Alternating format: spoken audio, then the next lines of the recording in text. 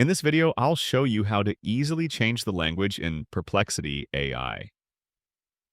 There are two main areas we'll cover.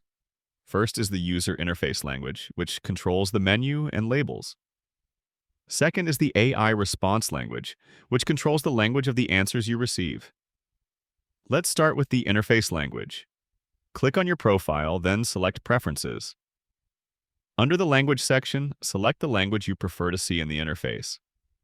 For example, if it's currently in English, you can switch to Italian. As soon as you select it, the interface updates instantly. Menus, buttons, and links will now appear in Italian. Now let's change the AI response language. By default, it's set to automatic, which means it responds in the language you ask your question. But you can set it to something else, for example, French. After saving, start a new thread and ask any question. The AI will now respond in your selected language. That's how you can change both the interface and response language in Perplexity AI. If you found this helpful, consider subscribing for more Perplexity AI tips and tutorials.